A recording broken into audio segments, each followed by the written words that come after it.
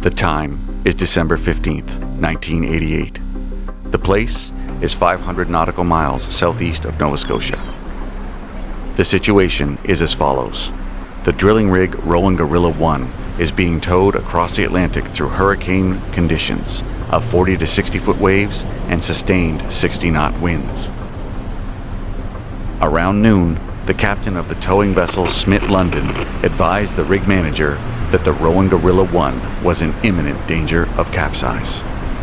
This is Legacy Survival Stories. Standing light. Hey, you're going down, Go down! Legacy Survival Stories.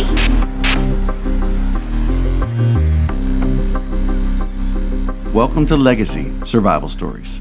My name is Dan Latremouille and I'll be your host. We have an amazing guest today. He's a longtime offshore oil and gas professional, spending his entire career on the drilling side of that industry. He worked offshore from about 1979 till about 2014. Most of his career was in Canada, although he is a well-traveled and worldly individual. He's a warehouse of stories, and we're going to start downloading some of his mental archives today. Please welcome the enthralling Richard Powell. Welcome to the show, Richard. Okay, thanks, Dan. I'll try and live up to that awesome introduction. All one can do is try, but I don't think you need to. I think your stories speak for themselves. So let's begin at the beginning of your professional career. So are you from Nova Scotia originally? Yep, born and raised in Halifax. So did you go to school, did you finish high school and then go on to a vocational school, or did you do university or go right to work? Or? No, I went to public school here in Halifax, and then in high school I got sent to a private school in Rothesay, New Brunswick. Okay, la-di-da. Yeah. It wasn't really la-di-da, let me tell you. Okay, so you finished that school, and then how did you end up offshore? Because if you started back in 1979, that would have been pretty new to the industry for Canada. Yeah, so I had been living in Alberta, and I came home for the summer, and I needed money like everybody else, and I was told that there was an oil rig off of Sable Island, and they'd be hiring painters for the summer. So I went over and applied. And the first day I went there, applied, the secretary asked me if I had any experience, and I said no. And she said, okay, well, we're not even going to accept an application from you. We're going to want people with experience. So about a month later, I went back again, and the office was packed full of people, and I was lucky enough. I spoke to this gentleman, and he gave me an application to fill out, and I thought, oh, here we go, another application, right? And I finished that, and he asked me if I could go to a doctor's appointment tomorrow, and the following day, could I go to the rig? And so, of course, very excited, I said yes. Yeah, and always say yes and then figure it out. Yeah, that's right. Yeah, so I got a job on the Nautical Gulf Tide. Okay, fantastic. So you go to a doctor's appointment, which I'm assuming then would have been an offshore medical to make sure that you were sort of suitably healthy to go work in a... Yeah, but it was, the medicals definitely weren't as intensive as they are today. He just sort of, cough, and that was it. Turn your head, cough, and call it a day. Yeah, that's right. Okay, so does it happen then? The very next day, are you going offshore? Yeah, and then 2 days later, after I went to the office that time, then I was on the helicopter, heading out to Sable Island. Had you ever been on a helicopter before? No. So that was, hey, it was all pretty exciting. I bet it was. Yeah, I bet it was. Yeah. A helicopter ride out of the blue. Yeah. That's not something that happens to most people in the run of a day. Yeah, and back then there was no training or anything, right? They just took you out there and you got on the chopper and away you went. Okay, so you fly out there, helicopter flying time. What I gotta ask as a helicopter aficionado, what helicopter were you flying? Was it like an old S-61? Yeah, exactly. It was the old 61s back then. Beautiful. Yeah, and I still enjoyed flying on those because they always lots of room and they felt very safe. You had your own window if something ever happened, right? And I want everybody at home to take note of that. Those pleasant comments are actually in reference to the commercial version of a Sea King helicopter. S-61 is the commercial version of what we have made fun of in Canada, the Sea Kings. We always make jokes about parts falling out of the sky, but most people who have flown in them, well, there's a reason they lasted for 50-odd years as a staple helicopter in the Canadian military, and it's not because they were unreliable. So there you are, flying offshore in a 61 and flying off to an nautical platform. And this is out near Sable Island? Yeah, offshore Sable Island. It was a four-legged jack-up, which, as the story goes, was designed by Howard Hughes. Really? Yeah. So Yeah. for the folks at home, quick synopsis, then who's Howard Hughes? Howard Hughes was a very wealthy industrialist who went on to make a lot of equipment for the oil field as well. Right on. You know, drill bits and other equipment. He's a Texan guy, wasn't he? I do believe. Yeah, that's really so the story goes anyway. Right. We'll have to do a little background research on that later on. So you're on a four-legged jack-up, and for the folks at home, you'd have a hard time finding even a picture of a four-legged jack-up now. I think they're mostly went to three legs. Yeah, They have yes. sort of a triangular shape, and again, for the folks at home, a jack-up is called a jack-up because it is a floating installation with these great big legs that stick out from it, and when it gets to its location, they usually use barges or something to tow it in place, and when they've got it where they want it, these legs go down and they stand on the bottom, and then the platform can actually jack itself up or down on the legs. So it's actually one of those things that's a bit of a marvel of engineering, really. Yeah. It is. It's and now the rig back then is we had to jack up, had to shim it, and it took a long time to jack up. And now today, they jack up fairly, rapidly. Yeah, they got some kind of like a big motor wheel type system. don't they? And they're doing, I think, like a 1.5 feet a minute or something like that. So when you say shim it, I mean like literally like sort of crank up one side, put a pin underneath it, and then crank up the other side, put a pin. All four legs going real slow. How long would it take to actually jack that? Oh, I don't even remember. It seemed to have taken all night. And then, what kind of air gap are we talking about? Like how high off the water were you? Back then, I'm not sure what the air gap would have been on the Gulf Tide. But later on, with the gorillas, we'd have somewhere between 70 and 90 feet air gap. Okay. So, and again, for the folks at home, when they put these platforms in place offshore, they're trying to allow for the biggest wave that they think they might see while the platform is out there. So in Nova Scotia and Eastern Canada at large, where the weather is basically crappy, they frequently have to put an air gap or set an air gap of, as Richard points out, 70, 80, 90 feet to allow for big waves to go underneath them because you wouldn't want the platform to get rolled over by a big wave. No, that's right. So the last thing you want to hear is the wave slapping the bottom of the hull. No, that would be very disconcerting. Yes. Have you ever heard that? No, I've never heard it myself. Really? Yeah. Okay. But I know that I've come back to the rig and other people have talked about hearing it. Oh boy. Yeah. Give you some nightmares. Yes. Now let's fast forward a little bit to where you started with Rowan. When did that begin? Okay, that would have been about 1984. I started with Rowan. About 1984. Yeah. All right, so you're now been working offshore in the oil and gas industry for 5 years or so. Yeah. And I assume that you didn't just stick with the painting that you started with. No, when I came to work for Rowan, I was assistant driller on the Zapata rig. Okay. So I came as assistant driller, but I was put back as a roughneck, a floorman. So for just do us a favor, maybe for the folks back home, just walk us through sort of the hierarchy of somebody who works in the drilling side of oil and gas drilling for the offshore. What does that career path look like? Well, when you start on the rig, you're as a roastabout, which is a lot of scrubbing and cleaning and painting and keeping the decks organized. The grunt work. Yes, correct, yeah. Then you move up to floor hand or roughneck, and that's going to be working on the drill floor, handling the pipe as you running the pipe in the hole or pulling it all out and doing all the duties associated with maintaining the drilling equipment. Okay, right on. And then what comes after? So that was roughnecking. What comes after that? Then you go downstairs to the pump room where you are an assistant derrickman, and your duties then are maintaining the pumps and maintaining the mud. So what's the mud? Yeah, I know. The mythical mud. People, think about mud as when you're a kid playing, with mud puddles, whatever. But the mud today in the used on the oil rigs, this mud has a university education. Yeah, it's got a there's master's. Yeah. There's a lot into it. Mud's a very important part. It cools and lubricates your drill string. It holds the formation oil or gas back into the formation.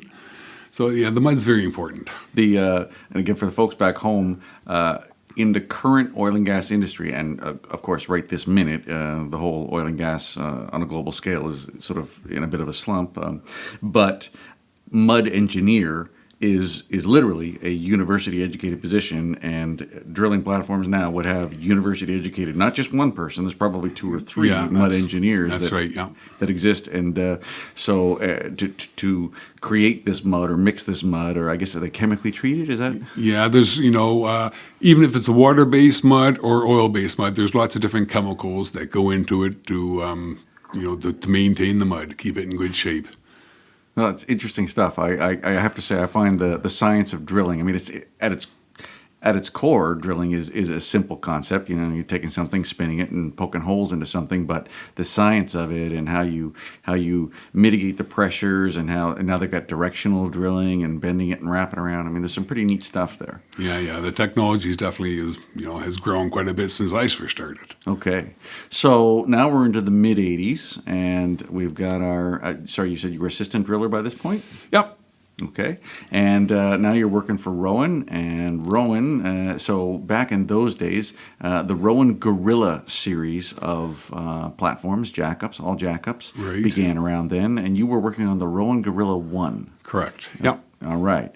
So now we're getting to the crux of our today's adventure, and Richard is out there working on the Rowan Gorilla 1, and now you're going to have to jump in and fill in on the details. From what I understand, the Rowan Gorilla was being moved from one location to another. Is that right? Yes, that's correct. We were in Halifax Harbor, for quite a while actually, and we were looking for work, and none was coming up. So we were told the rig it was going away looking for work, and we were told it was either Trinidad or in the UK we were going. Okay. Great Yarmouth. So when you say that the Rowan Gorillas were looking for work, literally the platform it was not being hired. Right. Yeah, so the company Rowan was looking for someone please take this thing and put it to work kind of thing. And so when we left Halifax, we were told we didn't know where we were going. Like it was either Great Yarmouth or Trinidad. Wait, so you left the harbor and they didn't actually even have it. They just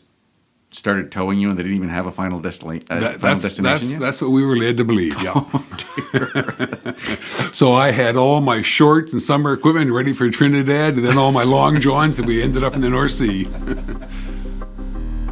Note 1 from the narrator. A few days after recording this episode, Richard Powell contacted us again and updated us with a few more facts that were relevant to the story. One of the new facts that Richard brought forth was a directive from the company bigwigs, who had instructed the crew aboard the Rowan Gorilla 1 to take the rig's only lifeboat, or capsule, out of its launching davits and secure it to the deck of the rig. The idea behind this was to limit or eliminate any damage that the lifeboat might take while bashing around in the rough weather on the oncoming trip. The only problem with this idea is that the rig only had the one lifeboat. So by taking it out of service and securing it to the deck, the crew would be left without any operational lifeboat to use if things went wrong during the voyage. Now, just prior to the Rowan Gorilla 1's departure from Halifax, there were representatives from the Canadian Government Marine Division who came down for a visit and a routine inspection on the rig prior to departure. When they noticed that the lifeboat had been secured to the deck and was not operational, these government officials wouldn't allow the rig to depart the harbor and begin their voyage without reinstating the lifeboat in its davits. This change, just before the departure of the rig, resulted in some significant consequences later on in the story. I think when things started getting bad, we were like off of Boston, around 500 miles off of Boston. Okay.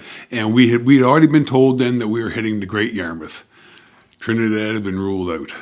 So everyone shed a tear for yeah, that's right. Because it would have been happy times working in the lovely climate of the Caribbean. But okay, North Sea, that's all right. So we left Halifax, and I can remember that it was beautiful, calm weather. Okay. Oh, and people were saying, "Oh, well, this is boring. I hope it gets a little more exciting than this."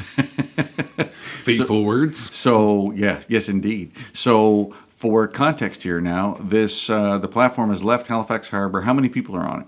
There are 27 of us on board the rig. Okay. Was that the normal working complement of the rig? No. Normal working complement was probably up in the 80s somewhere. Okay. So, how come only 27? Well, just because we were on a tow, and so we only needed the people to, for doing all the checks, walking around the rig and doing all the checks, making sure that everything was okay. Okay, so because it wasn't working per se, like the platform wasn't working, it wasn't drilling. So this is really sort of a skeleton crew to keep the systems up Right. and cook the Yeah. food and okay. Correct. Yeah. All right. So, and we had one boat, the Smith London, which was towing us. Okay. And I guess, after a few days, the weather did start picking up. And, things started getting a little more exciting. But As requested. yes. But, things, there was no... The water was not ever calming down. We were just, I think there was like a couple of different storms. It was almost like a perfect storm. These storms had met, and it just kept getting worse and worse. So are we talking a couple of hours of getting worse and worse? Oh, no, we're a couple of days. Okay, so we're into days now. All right, so days and the storms, whatever systems are aligning, and it's getting worse and worse over days now. So how many days are we talking about here? Oh, I guess it was probably 3 days that we were, things were getting bad. And like I say, we were starting to take on water. The waves were getting, quite high and coming across the deck. And So when you say quite high coming across the deck, how high off the water would the deck be? Are we talking 30, 40 feet? This is a wet tow. I should have told you that earlier. This was a wet tow. Like nowadays, they have heavy lift vessels that they put jackups on. Okay. But back in the day, we were, they didn't think it was necessary. Oh, so when you say wet tow, you're talking about literally just put this thing down, float it in the water. Yeah, that's right. Throw a tow line on it and start pulling. We had all the legs above us. Back then, I think the legs on that rig were 504 feet. And so we only had, all that mostly was above the deck. And so we only had a few feet of leg down below the hull. Okay, so this would be a funny looking picture for anybody back home. If you're trying to imagine, if you've never seen what this looks like, if you can imagine let's call it a small apartment building floating on the water with 500-foot legs sticking out from each corner. A strange looking thing to be sure, and a strange looking thing to be seen towing through the giant waves, but okay. Yeah, and so there was lots of little stories that all happened while we were in this storm.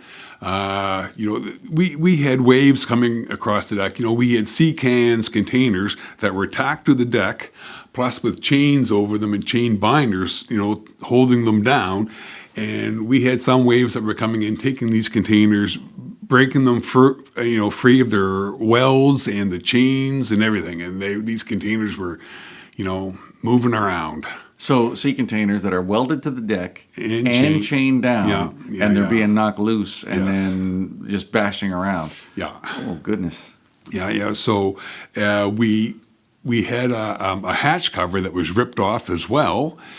And we had, water was flooding downstairs. Okay, so now you've got holes in sort of the main deck, and it's letting water come in, and so now you're taking on water from the top down, kind of thing. Right. Oh goodness. Yeah, okay. yeah. So then it was we had some submersible pumps down there, and we were using submersible pumps to pump the water, get rid of the water downstairs, but.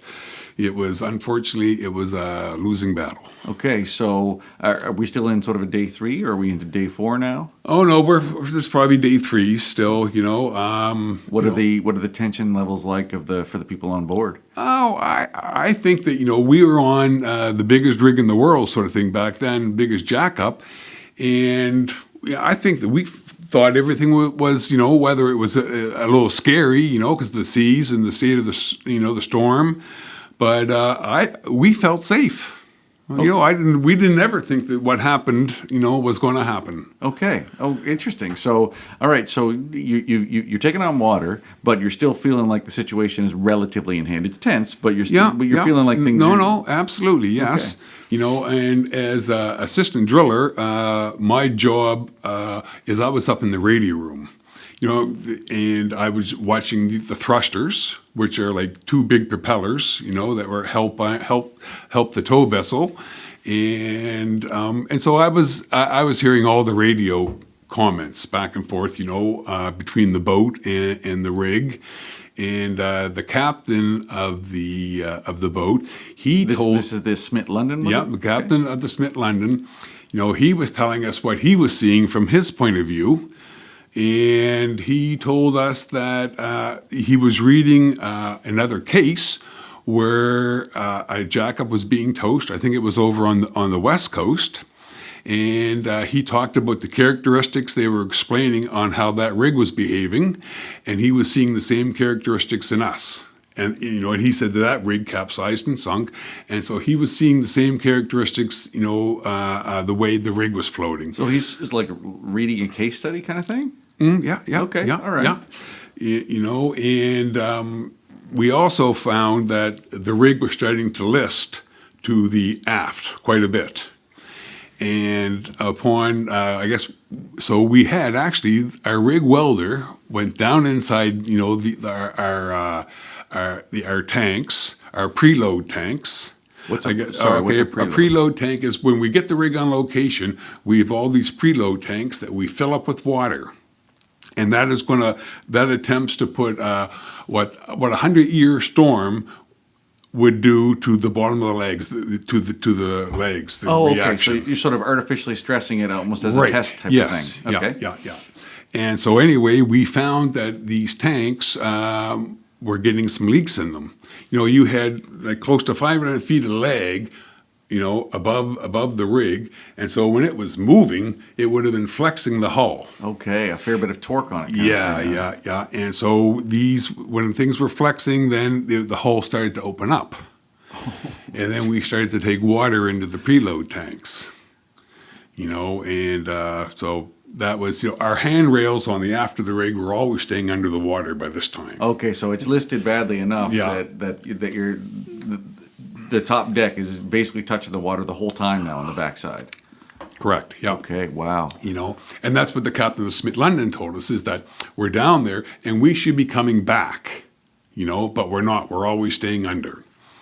So I know he asked us at that time if we had our survival suits on, and we didn't yet. But once he asked us, then that was the next thing we did. So. Let's rewind for before he asked you if you had your survival suits on. Were you still feeling reasonably relaxed and in control of the circumstance? Well, I know that there were. I guess there were some people that were worried. Just that you're in a big storm. Were people getting seasick? Not at this time. I don't think anybody was seasick on the rig while we're on the rig. Okay, all right. Yeah. But. Once we were in the capsule, if we want to jump that far ahead, but once we were in the capsule, the seasickness started. We'll okay, go back to that. Yeah, okay. All right. So the captain of the Smith London is asking if you're in your survival suits yet. Yeah. And I'm sure that question must have created some pucker up moments. Yes, it was, And not only that, but he told us we were survival suits, but we should be preparing, getting ourselves ready to abandon ship. Oh, dear. Yeah, so that was the last thing I think that any of us were really thinking about at this point in time. We were still, battling the water downstairs, and so this is the only thing we had. So who's in charge of your platform? Who's in charge of the rig? Well, we had the rig superintendent was on board. Okay. He was. So you did have a senior person who was meant to be in charge of the rig. Okay. Yeah. And what were their thoughts on this? Well, I think that we were all sort of surprised, and I guess also our tow line from the Smith London had parted too. Okay. Yeah, Parted, I by the should way, have- for I the should folks have- at home, parted being a fancy word for broken. Right. Yes. So we were on our own then at this time, just at the mercy of the storm, so to speak. So now you're just floating. You're just drifting, basically. Yes, we used the thrusters to try and keep us into the waves, right into the storm. But I don't think that wasn't working very well. Well, the thrusters on that, I mean, it's not a ship, is it? I'm guessing that the thrusters would have limited ability to really maneuver that Yes, thing. well, we didn't have rudders, so you would have to alternate RPMs on one thruster to another, for steerage. To try and create some steerage, okay? Right. Yeah. All right. So now you've parted the tow line. You're listing badly, still managing the water, and then the captain of the Smith London starts talking about immersion suits and abandoning ship. Yes. All right. Yeah, yeah. What happens now? Well, we go about. I think we had to phone Houston, and tell them, what was going on. We had some strong radios at the time. What kind of radios would they have been? Not two-way, but they were. Would you have been using satellite phones, maybe? No, we didn't. We didn't have a satellite phone on board that I'm aware of. Okay, all right. So when you say call Houston, was that like use the radio to call the ship and have the ship call the? No. We spoke to Houston directly. Every morning back then, all the rigs in the Rowan fleet would get on a phone call and give the Houston office an update of what the operations were. People on board, weather, just tell them what's going on. Okay. And so I think that morning we had the phone call, but we didn't. We hadn't had this conversation with the captain of the Smith London yet. So after the where are your immersion suits conversation. Yes, yeah. So after that conversation, then they would have called Houston and let them know that we were abandoning ship. And again, for the folks back home, Houston is the North American epicenter of all things oil and gas. Most of the major oil and gas organizations have their offices in Houston. So, although we're talking about Rowan here, you could say Exxon, you could say Shell, you could name any of the big major companies. And when they say call Houston, that means calling the head office. Right. Correct. All right. Yeah. So, what is the head office? Do they have any direction, or do they just go Well, Godspeed? we had some questions for them, about stability and the rig, and anyway, they were going to get back to us. And by the time we had decided to abandon the rig, they still hadn't gotten back to us. Yeah, I'm not sure that that's what I want to hear from. That's like calling 911 and saying, I'm bleeding out here, and they're like, okay, stand by. We're going to talk to a doctor and then call you back. Like, that's not what I want to hear. Yeah, from but I think office. they had some engineers looking into our problem too. Okay, They were trying to figure stuff out as well. What would be our best, case scenario? What should we do? But somewhere in between you updating them and them looking into this information, lo and behold, there's not enough time. So how does the decision? So you guys did abandon? You abandoned ship? Yes, yeah, we. How did that decision get made then? Was that from the Smith London? Well, no, they didn't sort of make the decision. I mean, they for sure they are the ones that are giving us our options. What they're seeing. And these guys were sailors. We weren't sailors really, right? So they had the experience that we didn't. And so, yeah, when they told us, and we'd made all the important phone calls, Mayday that we were abandoning ship, and we all get into the capsule. And when we were all in, and everybody had their seatbelts on, and we pulled the D-ring to lower into the water, and then we could not get the hook released. That's supposed to be a weight release hook. Yes. So we couldn't get that released. It wasn't releasing. It was sort of, tugging us around. So I remember the barge engineer, he went for, he had a ratchet that would fit on there to open the hook. And I think before he even got it on there was a big lurch, and we came free of the rig. But the captain of the Smith London, he told us the story that he was watching us abandon, and when he saw the capsule go under the water, he turned around to his crew and said, "They're gone."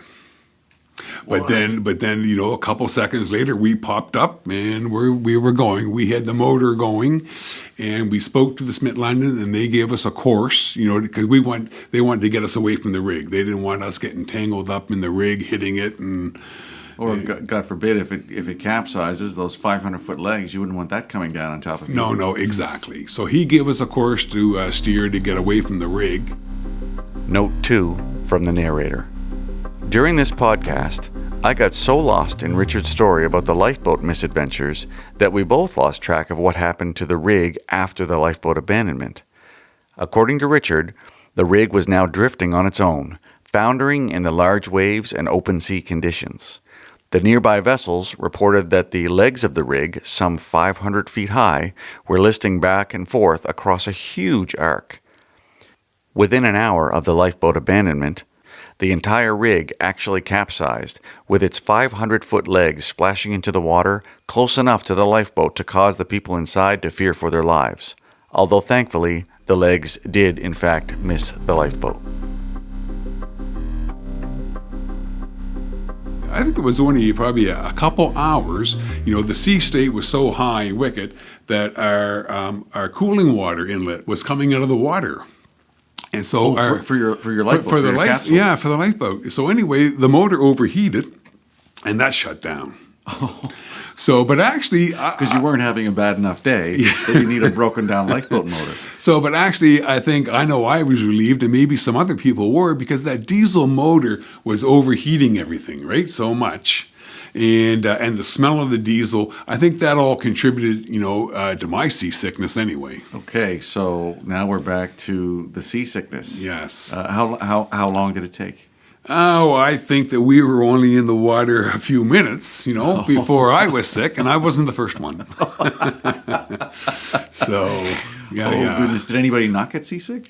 I think that there were a couple, 2 or 3 people. We had 2 girls on board. I don't think either one of them got sick. Really? And there were one or two more guys who never got seasick. Okay. Most of us all had a turn at it. Oh yeah, good for them. Lucky them dodging that bullet, because I'm not prone to seasick, but I certainly have been seasick, and that is a rough way to spend time. Right. So now you've abandoned ship. You're in the capsule. You've wrestled with the hook release, which didn't work properly, but Right. you, one way or another, got free of that.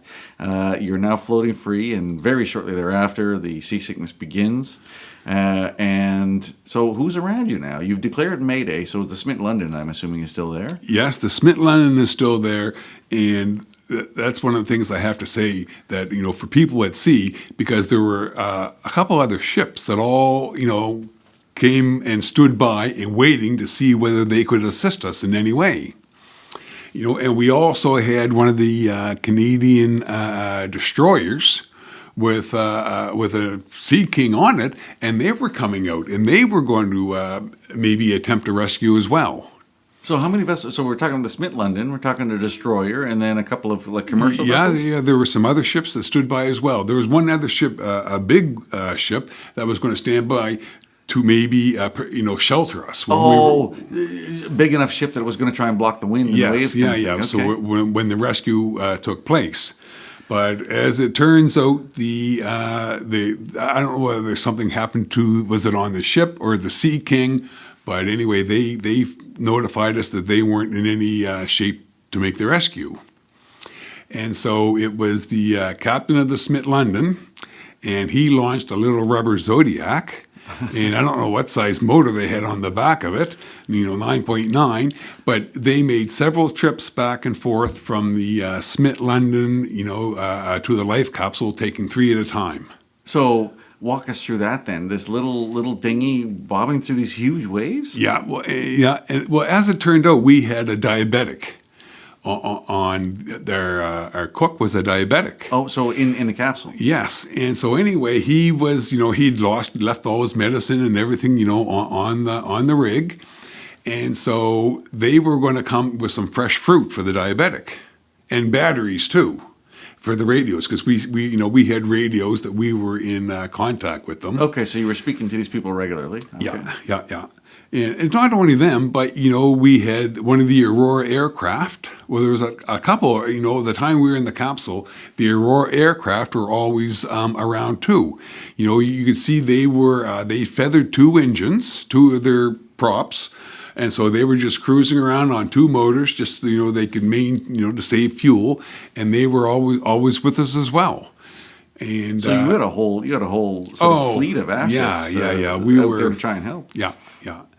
And that made you feel that sort of gave you a lot of comfort too, right? So I was just going to say, what was the morale like inside? I mean, it's obviously it sucks getting seasick and everything, but at the same time, you've got radio contact. There's airplanes out there. There's ships out there. So what was it like inside? Well, it was. I guess it was pretty tense, but we did our best. There was a little bit of singing some songs for a while and stuff like that, telling some stories. Okay. Any songs you remember the songs? I gotta ask. Well, what does one sing when we're getting seasick in a life capsule? I've seen pubic hair, man. I think that one was sung. I know that one was sung. It was Johnson & Johnson, or who was that? I'm not sure who sang that one.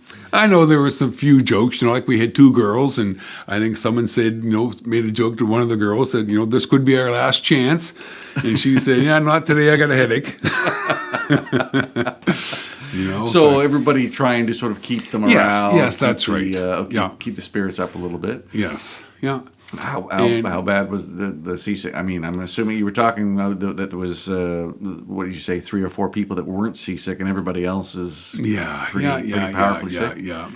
So I'm not sure what it would have smelt like after we'd all left it, but I'm sure it wasn't. Yeah.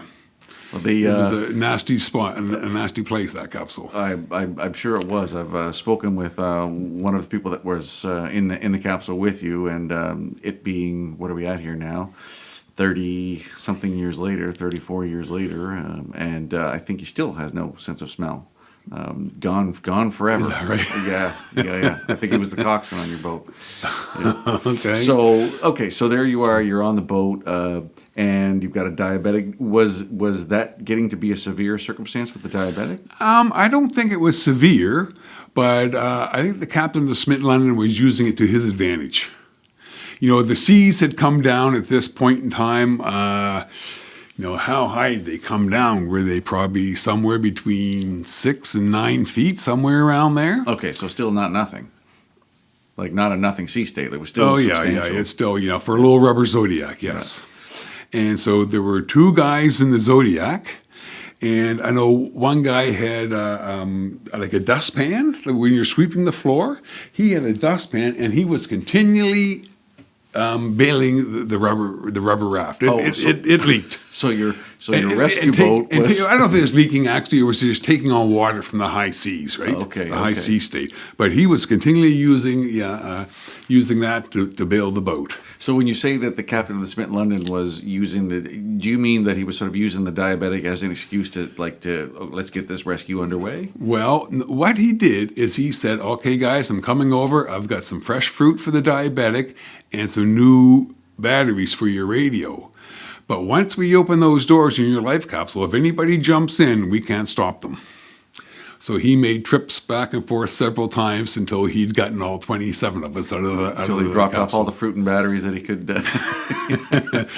Yeah, and then we all jumped in there 2 or 3 at a time. And so let me ask this: Why even use the excuse? I mean, why wouldn't they come in anywhere? Or was the sea state still rough enough that there was concerns about it? Well, there was. That's right. And the Navy had said that they didn't want anybody to do anything until they got there.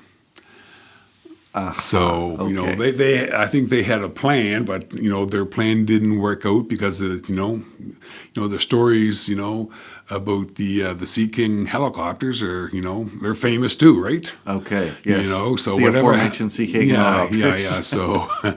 So anyway, so that something happened there that they couldn't make it.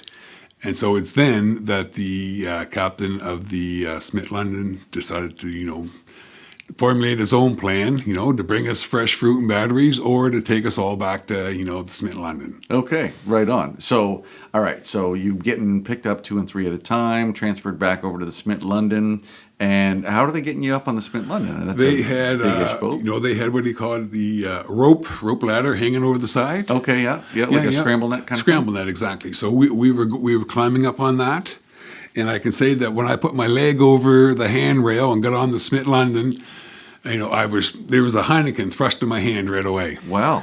The Dutch, so Yes. they had lots of Heineken on board. Fantastic. So yeah, and I think I when I wasn't drinking the beer, I was drinking water. I was so thirsty because after so many hours in the capsule, we did break into the rations and passed around some the cans of water. So Okay. because everybody was getting thirsty, and as far as the food, there's that chocolate that they have in the. Listen, that's some fancy lifeboat I've never seen. The only rations I've ever seen in lifeboats is those little, they look like, carby biscuit type things. It looks like really old shortbread or something. No, they had some kind of a chocolate-covered biscuit or whatever. They passed those around. I didn't try that, but they tried them. But I don't think that anybody was that hungry that they wanted to make a meal out of that stuff. No, well, no, that's, I think it's there for necessity as opposed to enjoyment. Yeah. Okay, so you're on the Smith London, the beer gets thrust in your hand, everybody's hugging, and everybody's wow, that was quite a day. Yeah. So how long were you actually in the capsule, in the lifeboat? For 24 hours. Okay, 24 hours. Yeah, Doesn't seem that long, but that's a long time to be strapped to a seat. Well, seasick. I tell you that, I had my watch on, and you'd be there, and, you'd be sick and feeling terrible, and it felt like hours had passed. And you look at your watch, it would be minutes had passed. So it was a long ride in the capsule for sure. I bet it was.